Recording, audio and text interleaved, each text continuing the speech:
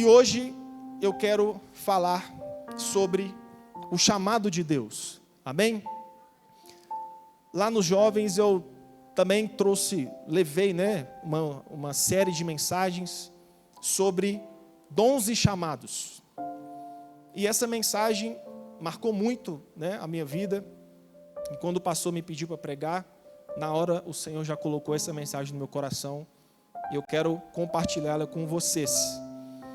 Só para vocês entenderem, não que a Bíblia diz isso, mas resumindo, existe 2 tipos de chamado. Amém? Você tem um chamado, eu tenho um chamado. Nós temos um chamado.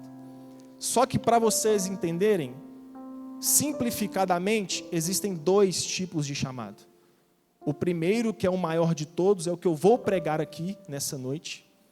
E existe o que eu coloco de segundo chamado, mas que está ligado também ao primeiro. Mas eu coloquei segundo só para os meninos entenderem lá na tenda. Que é o chamado, vamos dizer, espiritual. É a sua vocação para com Deus. Efésios capítulo 4, verso 11. Uns foram chamados para apóstolos, outros para profetas, outros para mestres, outros para pastores e outros para evangelistas. 1 Coríntios capítulo 12, verso 7 em diante. E o Espírito Santo para uns deu dons de palavra de sabedoria, palavra de conhecimento, dons de curar, dons de operação de maravilhas, dom da fé, dom de discernir espíritos, variedade de línguas, interpretação de línguas. Então, ou seja, Romanos capítulo 12 fala sobre dons de servir, dons de contribuir. Então, Deus preparou para nós dons e chamados, ministérios. Você nasceu com um chamado, você nasceu com um propósito. Todos nós temos um propósito e um chamado a cumprir nessa vida. Então, basta você descobrir em Deus esse chamado, esse propósito para qual o Senhor chamou você para fazer. E aqui eu não estou dizendo mesmo que também é o próprio Deus que direciona vocês, a mim, sobre coisas profissionais. Ser advogado, ser médico, ser dentista, enfim, o que for, empresário. Não, eu estou dizendo de algo espiritual. E eu disse lá para os meninos, e eu quero também dizer a vocês, que só existe uma forma de Deus falar com uma pessoa sobre esse chamado. Eu tenho certeza que eu tenho muitas pessoas aqui que não sabem o chamado que Deus preparou para elas. Muitos me procuram, já me procuraram o pastor. Pastor, eu não sei qual é o meu chamado, eu não sei qual é o propósito de Deus para a minha vida. Como que eu faço para descobrir esse chamado? A Bíblia nos mostra como descobrir esse chamado. E é simples, mas muito profundo. Só existe uma forma de Deus revelar a você o seu chamado. É quando o seu coração estiver disposto a largar tudo por Cristo. Só existe uma forma de Deus revelar a você o seu propósito de vida, mas não o seu propósito que você quer, o propósito dele que ele preparou para você. Só existe essa forma. Do seu coração estiver disposto a abandonar tudo para ouvir o chamado de Deus.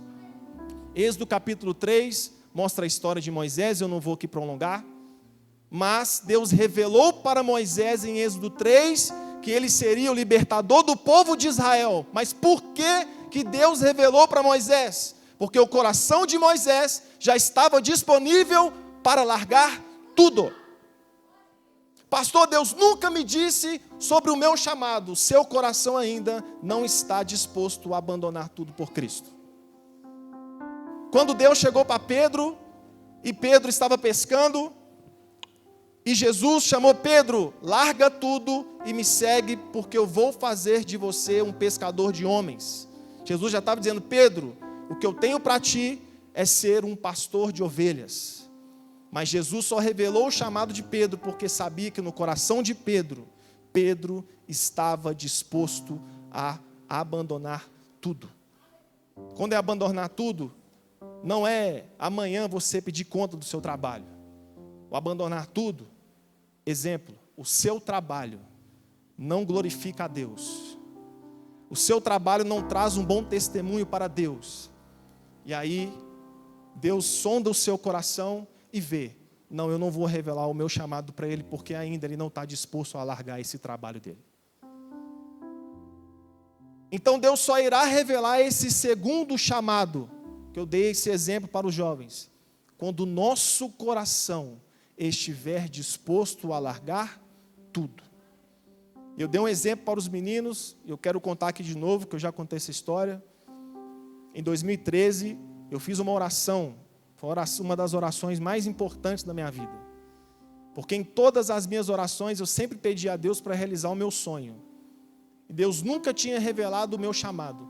Já era cristão, já servia ao Senhor, mas eu não sabia o que Deus tinha para mim. Não sabia se eu seria pastor, não sabia se eu seria evangelista, eu não sabia se eu seria profeta, eu não sabia quais eram os meus dons, mas eu era, sim, um servo de Deus. Mas o meu coração queria ser jogador de futebol, queria o meu sonho. Queria que Deus realizasse o meu sonho. Mas um belo dia, em 2013, eu bato o meu joelho lá no quarto, na casa onde eu morava, lá na cidade de Patrocínio, e eu virei para Deus e falei assim, Senhor, até hoje eu nunca pedi ao Senhor sobre qual é o seu propósito para a minha vida. Eu sempre perguntei para o Senhor, eu sempre pedi ao Senhor para que o Senhor realizasse o meu sonho, abençoasse o meu sonho, mas eu nunca perguntei ao Senhor, qual é o seu propósito para mim, qual é o seu chamado para a minha vida.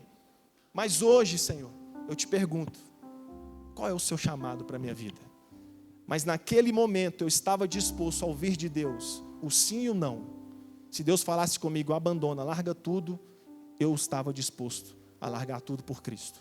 Não porque eu sou melhor, mas o meu coração já estava disponível a partir daquela oração. E foi dito e feito. Passou um mês, Deus usa uma pessoa e diz o meu chamado. Eu tiro você, foi em uma igreja, eu tiro você do futebol e faço você um pastor. Acabou. Mas por que Deus fez isso? Porque o meu coração estava disponível para largar tudo por Cristo. Você ainda não sabe o seu chamado? Porque ainda o seu coração não está disposto a largar tudo por Senhor. E se Deus falar com você para você largar o seu trabalho, você está disposto? E se Deus falar com você, você que não é casado, para largar o seu relacionamento, você está disposto? E se Deus falar para você para você largar tudo o que você está vivendo, você está disposto a fazer isso? Porque se você estiver disposto, Deus revela o propósito dele para a sua vida. Mas se você não estiver disposto, Deus não vai falar o propósito que ele tem para você. Amém? Mas acima desse propósito, desse chamado, existe um maior de todos.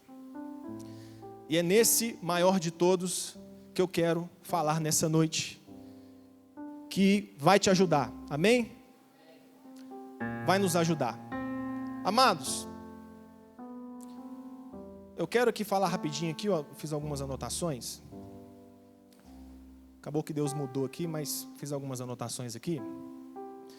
O que nós temos percebido, dentro de tudo isso que eu falei, as pessoas hoje na igreja, por não estar dispostas a abandonar tudo por Cristo e não saber o seu chamado, nem esse principal, e isso é crise, né? Como eu posso dizer? É o resultado de uma falta realmente de identidade. Hoje as pessoas têm 10 anos, 15 anos, 5 anos, 7 anos de evangelho e elas até hoje não sabem qual é o propósito e o chamado pela qual o Senhor as preparou. E isso é uma crise de identidade. As pessoas têm vivido essa crise de identidade. Acompanho muitos jovens e dá para perceber isso também, não em todos, mas em alguns. Mas isso é uma estratégia antiga do diabo, porque Satanás não quer que você descubra esse chamado principal que eu vou pregar aqui nessa noite. Se tem uma pessoa, um ser, um espírito que não quer que você descubra esse chamado, chama-se Satanás. E a estratégia dele é antiga, porque a ordem já foi dada, o chamado já está exposto por Deus nas Escrituras, mas o Deus deste século, como diz o apóstolo Paulo em 2 Coríntios, no capítulo 4, tem cegado o entendimento das pessoas. Esse chamado maior que eu estou pregando aqui, que eu vou revelar a vocês, que não é nada miraculoso, vocês vão perceber. Satanás tem ofuscado, fechado os olhos sobre esse chamado. E é uma estratégia antiga.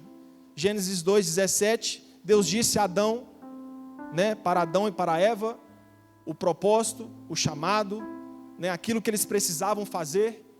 E no capítulo 3, verso 1, Satanás fez uma simples pergunta para eles. Falou assim: foi isso mesmo que Deus disse? Uma simples pergunta. Colocando o que? Dúvida naquilo que Deus já tinha falado. Por que eu coloquei isso para me dizer aqui nessa noite? Porque tem pessoas que, mesmo Deus dando uma série de mensagens, como Deus está dando ao pastor Luiz, tem pessoas que saem ainda da igreja questionando se elas têm que fazer aquilo ou não. Não, mas eu não tenho nada contra outra pessoa, não tem necessidade de eu ir até ela e pedir ela perdão. Só que isso é uma estratégia do diabo, porque o mandamento já está escrito. Então, quando o propósito de Deus se cumpre em nossa vida, é quando nós executamos a palavra de Deus. Então, quando Satanás foi até Adão e Eva e fez uma simples pergunta, Satanás não queria que Eva e Adão cumprissem o mandamento e o chamado de Deus. Então, hoje, Satanás tem feito isso, uma estratégia antiga. Qual estratégia? Te dá uma crise de identidade. Se eu perguntar aqui para 80% da igreja, infelizmente, eles não sabem qual é o chamado que Deus tem para eles. Não sabem.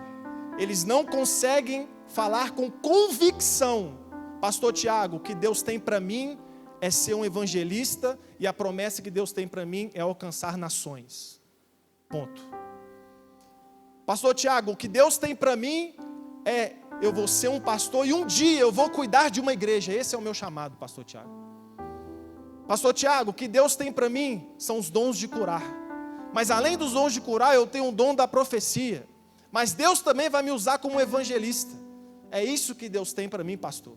Mas se eu sair perguntando aqui para 80% da igreja, 80% engasga. Mas isso é uma estratégia de Satanás antiga. Crise de identidade. Não saber o chamado de Deus. Estou aqui falando verdades ou não? Sim ou não? Tem pessoas antigas de igreja que não sabem o que Deus preparou para elas. Irmãos, a culpa não é nossa, nem do pastor nem da pastora. A culpa é sua, por não querer ansiosamente saber o que Deus preparou para vocês. Eu não sei vocês, mas desde 2013 eu fiquei doido assim, querendo saber muita coisa. Aí Deus não revela tudo, Quando você fica sabendo, poxa, eu vou ser pastor, aí você fica ansioso. Aí depois Deus, recentemente, alguns anos atrás, aí eu vou te dar uma igreja para você cuidar. Eu falei, rapaz, há 6 anos atrás eu achei que eu ia ser auxiliar. Agora Deus está dizendo que vai me dar uma igreja. O que vai ser depois, Mas são os propósitos e o chamado de Deus. Você vai descobrindo, poxa, é isso que Deus tem para mim. Esse é o caminho da minha vida, essa é a minha história. Então é algo para mim extraordinário, você saber o seu futuro, o seu propósito de vida. Então, ou seja, você sabendo o seu propósito de vida, você já levanta diferente da sua cama. Você já encara as coisas da vida diferente, você trabalha diferente, seu casamento passa a ser diferente. Tudo passa a ser diferente, por quê? Porque Deus revelou a você o que Ele tem para você, para o seu futuro. E muitas pessoas estão nessa crise porque elas não sabem o que elas serão. Não sabem. Então, vou aqui revelar para vocês algo simples e poderoso. Pastor Tiago, que chamado é esse que Deus tem para mim? Esse chamado maior, né, que eu coloquei aqui. Primeiro, Deus chamou você. Deus nos chamou para amar a Ele sobre todas as coisas. Você nasceu, nós nascemos para amarmos a Deus com todas as nossas forças, com todo o nosso entendimento e com toda a nossa alma. Segundo, você nasceu, o seu chamado principal, segundo, é amar o seu próximo, como Jesus amou. Esse é o resumo do maior chamado que Deus tem para um homem.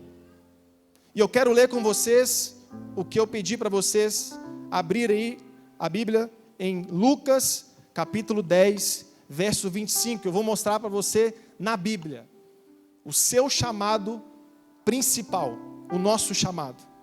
Verso 25 diz assim: certa ocasião, um perito na lei levantou-se para pôr Jesus à prova. E lhe perguntou: mestre, o que preciso fazer para herdar a vida eterna? O que está escrito na lei? Respondeu Jesus. Como você a lê? Ele respondeu: ame o Senhor, o seu Deus, de todo o seu coração, de toda a sua alma, de todas as suas forças e de todo o seu entendimento, e ame o seu próximo como a si mesmo. Aí Jesus responde no verso 28.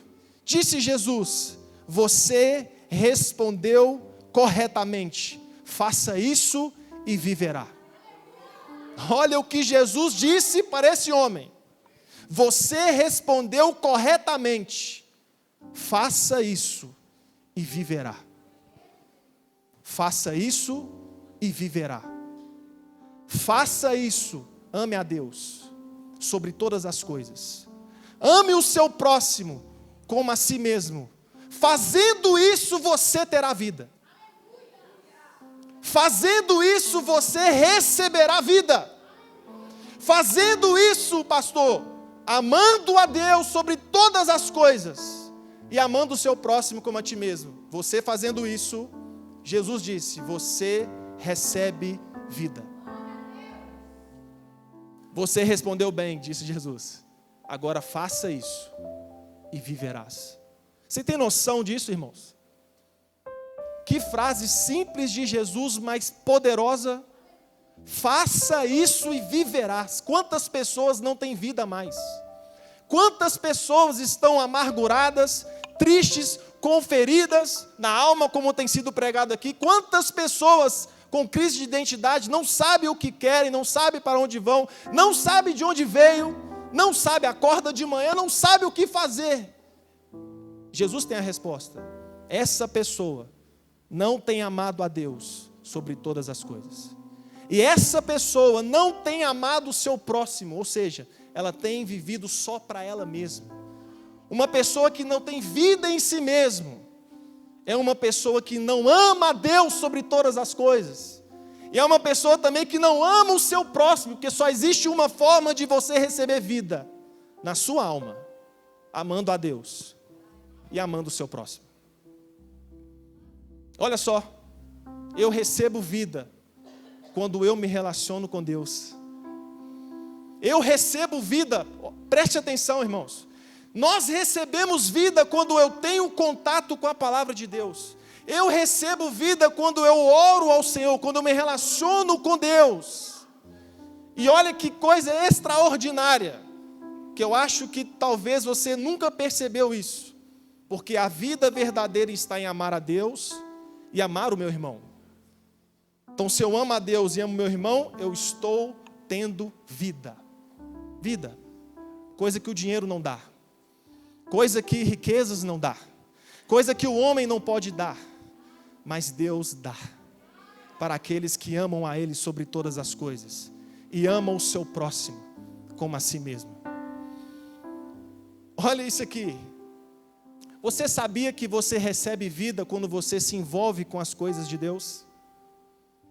Mas não, pastor, eu estou muito cansado. Na Igreja Batista Tempo de Deus, há muitos afazeres. Você não prestou atenção. O tanto que Deus ama você. Porque quanto mais nós estamos envolvidos com Cristo, mais recebemos vida. Esse trabalho das tribos, você não teve discernimento ainda espiritual, meu filho. Porque se não tivesse esse trabalho das tribos, e nem os cursos de mulher única, jovens, homens, você estava na sua casa assistindo Netflix e achando que você estava recebendo vida. Você estava recebendo era morte. Longe de Deus. Porque a vida verdadeira só está em Deus.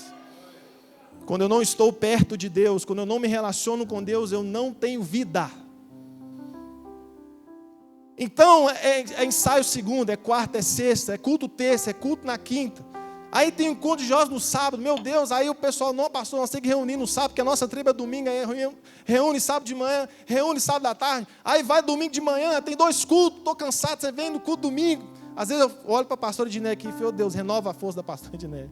Você vê o cansaço, porque acorda às 5h30 da manhã, e vai, é o pastor Luiz, é o trabalho, é a tenda, é os afazeres, mas sem eles perceberem, sem nós percebermos, nós estamos recebendo vida. Aí, pastor Luiz, o camarada larga o ministério. Aí o cara, sem ter discernimento, ele sai da vida verdadeira. Ele reclama porque tem muita coisa na igreja, meu filho. Você está no lugar que existe a vida verdadeira. Porque neste lugar, que essa casa chamada casa de oração, é um lugar onde nós aprendemos a amar a Deus sobre todas as coisas. E é aqui também que nós aprendemos a amar o nosso próximo. Não é no seu trabalho.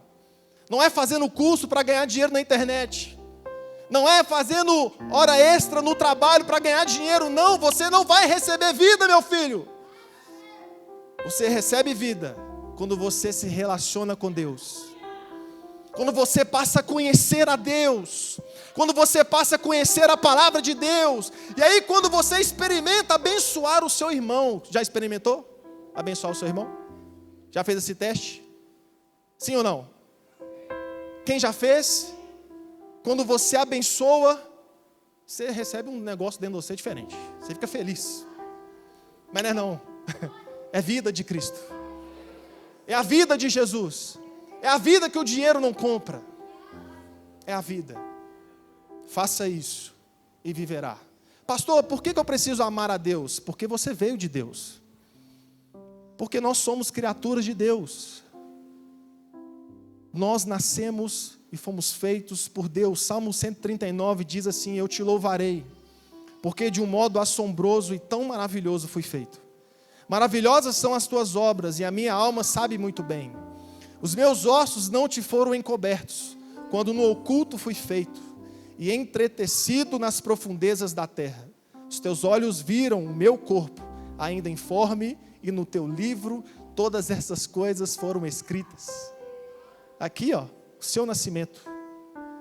Está aqui, Salmo 139. Você tem que amar a Deus, porque você veio de Deus. Você tem que conhecer a Deus, porque Deus é o seu Pai, foi Ele que te fez. Não foi o seu patrão, não foi o seu filho, não foi o seu marido, não foi a sua esposa, não foi o seu amigo, foi Deus. Por isso que você precisa se relacionar com Deus. Nós precisamos nos relacionar com Deus. E além de nós nos relacionarmos com Deus, nós precisamos nos relacionar com a sua igreja. Nós precisamos envolver com a igreja de Cristo. Porque é fazendo isso que nós viveremos. Fazendo isso que nós vamos receber vida.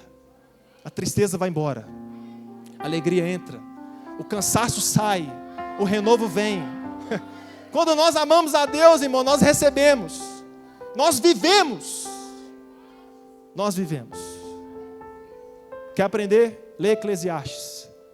O homem mais rico da terra, e nunca haverá homem mais rico do que Salomão. Lê depois, são 12 capítulos, se eu não me engano. 12. Teve tudo, experimentou tudo que o homem poderia experimentar. No final de tudo, ele diz: teme a Deus e obedeça os seus mandamentos. Porque esse é o chamado, é um mandamento para todo homem. Mas você quer ficar na teimosia? Fica na teimosia. Você não vai ter vida amando o dinheiro, amando o trabalho, largando o cargo da igreja, reclamando que você tá demais, reclamando que tem muita coisa na igreja. Não tem problema. Está cansado? Quer sair? Sai. Mas você não tem vida mais. Não recebe vida mais. É no cansaço que a gente é renovado. É amando a Deus, irmão. É tão gostoso, é tão bom, que às vezes eu ouço uma palavra aqui de manhã, eu chego em casa, eu ponho pregação em casa para me ouvir. Que é bom demais. Você vai recebendo vida o tempo inteiro. Chega às vezes à noite, depois da pregação do pastor Luiz à noite, chega em casa, eu ouço o tipo de Joshua ainda, pastor Luiz. Você vai recebendo vida. É vida o tempo inteiro. Acaba o culto, muitos vão embora, mas fica aqui na resenha. Por quê? Quando eu me relaciono com o meu próximo, eu recebo vida. Aí o cansaço fica doido para ir embora às vezes. Eu também, mano. Muitas vezes doido para ir embora. Tem que trabalhar, cheio de coisa para fazer do serviço. Quando chega lá embaixo, pega o café, senta na mesa, acabou. Você sente um negócio diferente. Uma alegria. É a vida de Cristo. Que a gente está relacionando com o nosso próximo. Com Deus, cumprindo o nosso chamado, o nosso propósito. Então, nós precisamos amar a Deus porque nós viemos de Deus. Deus é a sua essência, a sua vida. Não existe outro. Deus. Não é o seu trabalho, não é o seu diploma, a sua faculdade. É Deus. Sua vida só fará sentido quando você conhecer a Deus verdadeiramente. Nunca se esqueça disso. Eu vou pular aqui porque é muita coisa. Por que eu tenho que amar o meu próximo, pastor Tiago? Vamos terminar aqui? Jesus nos ensina aqui nessa própria parábola. Como eu tenho que amar o meu próximo? Perdão. Por que e como? No verso 29. Então Jesus no verso 28, ele disse: faça isso e viverá. Aí no verso 29, ele disse assim, o perito da lei. Mas ele, querendo justificar-se, perguntou a Jesus: e quem é o meu próximo? Em resposta, disse Jesus: um homem descia de Jerusalém para Jericó. Quando caiu nas mãos de assaltantes, estes lhe tiraram as roupas, espancaram-no e se foram, deixando-o quase morto. Aconteceu estar descendo pela mesma estrada um sacerdote. Quando viu o homem, passou pelo outro lado. E assim também um levita, quando chegou ao lugar e o viu, passou pelo outro lado. Mas um samaritano, estando de viagem, chegou onde se encontrava o homem, e quando o viu, teve piedade dele. Aproximou-se, enfaixou-lhe as feridas, derramando nelas vinho e óleo. Depois colocou-o sobre o seu próprio animal, levou-o para uma hospedaria e cuidou dele. Verso 35. No dia seguinte, deu 2 denários ao hospedeiro e disse: cuida dele. Quando voltar, lhe pagarei todas as despesas que você tiver. Aí Jesus pergunta: qual destes 3 você acha que foi o próximo do homem que caiu nas mãos dos assaltantes? Aquele que teve misericórdia dele, respondeu o perito na lei. Jesus lhe disse: vá e faça o mesmo. Então aqui Jesus nos ensina a como nós devemos amar o nosso próximo. Então eu estou dizendo para vocês que quando nós amamos a Deus e nós amamos o nosso próximo, nós recebemos vida. Então eu disse aqui, eu acho que vocês entenderam. Amar a Deus é cumprir a sua palavra, é conhecer a Deus, orar, ler a Bíblia, obedecer a palavra, cumprir a palavra de Deus. Você está amando a Deus quando você faz isso. E automaticamente, você se relacionando com Deus, você recebe vida em si mesmo. Agora, também, nós precisamos amar o nosso próximo. E aqui Jesus ensina como nós devemos amar o nosso próximo. Porque eu também sei que tem muitas pessoas que não sabem o que é amar o próximo. Só rapidamente aqui explicando para vocês, a palavra amor, ela vem da palavra grega ágape, que um dos significados é a disposição de fazer o bem para os outros. Então, nunca se esqueça disso. Amar, a prática do amor, não é fazer obras sociais. Posso ouvir um amém? Amor, amar o próximo, não é fazer obras sociais. Porque senão, uma religião aí ia ser a primeira a entrar no céu. Então, a prática do amor ao próximo não é obras sociais. Por quê? Porque a obra social, a pessoa dá o que ela quer. E isso não é amor. Dar o que você quer não é amor. Teve o bazar da IBTD. Creio que a maioria, não vou dizer todos, deram aquilo que eles queriam. Pastor Tiago, mas então o que é verdadeiramente amar o meu próximo? Que Jesus contou a parábola do samaritano. E foi o que o samaritano fez. Aquele samaritano, ele amou aquele rapaz. Como? Fazendo, não aquilo que ele queria, mas aquilo que o próximo necessitava. Então, amor verdadeiro, amor bíblico, não é fazer o que eu quero, é fazer o que o outro necessita. Você demonstra que ama o seu próximo, é fazendo o que o outro necessita, não o que você quer. E nem sempre as outras pessoas precisam de dinheiro. E muitas pessoas acham que é dando dinheiro que ela está praticando um amor. Não. Você dá dinheiro, talvez, e muitas das vezes, porque você quer.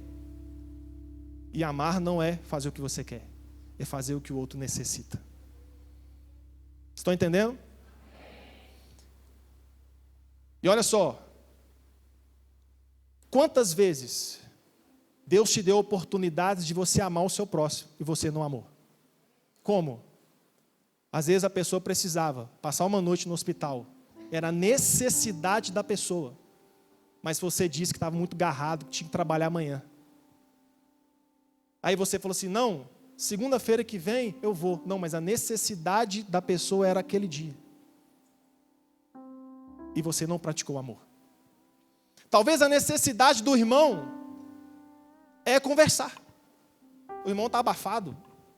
E o irmão quer conversar. E aí a gente tem que ouvir. Não é fácil. Mas se nós verdadeiramente amamos, nós fazemos o que o outro necessita. Mas não se engane. Talvez o que você acha não é o que você necessita. Porque aquele que tem um amor verdadeiro no coração dele, ele bate o olho e sabe o que a pessoa necessita. Sabia que também que a exortação é algo e é uma prova do amor de uma pessoa? Talvez você quer carinho, mas o que você necessita é de uma exortação. Então, se uma pessoa ama você e tem o amor de Deus, ela vai exortar você. Então nós demonstramos que amamos o nosso próximo quando nós praticamos o que o outro necessita. E só há uma revelação da necessidade do próximo quando Deus revela para nós. Então aquele homem que foi espancado, ele não necessitava de oração, ele necessitava de cuidados. Então era isso que Jesus estava ensinando para aquele perito na lei. Olha que coisa extraordinária que o apóstolo Paulo fala em 1 Coríntios no capítulo 13. Paulo fala assim, não adianta nada você dar todos os seus bens para os pobres, se você não tiver amor, de nada disso valerá. Poxa vida, mas, irmãos, se alguém chegar aqui na frente do altar, com a chave de um carro, de uma Ferrari aqui, ó, pastor, eu quero doar o meu carro aqui para a obra, para a escola Batista Tempo de Deus. Todo mundo vai bater palma, oh, glória. Aí um vai cutucar o outro, lá. Pastor Tiago nunca doou nenhuma bola para a igreja. Pastor Luiz nunca deu nada, mas esse irmão doou uma Ferrari. E Jesus lá em cima, olhando para o irmão, valeu de nada. Porque você deu o que você quis. e eu sondei a intenção do seu coração. Você doou para aparecer, não por amor. Tem gente que faz as coisas para aparecer, gente, e não por amor, que é uma outra coisa também. Nós demonstramos que amamos o próximo é quando nós fazemos com o coração puro, sem querer nada em troca. Então é isso que é o nosso chamado principal.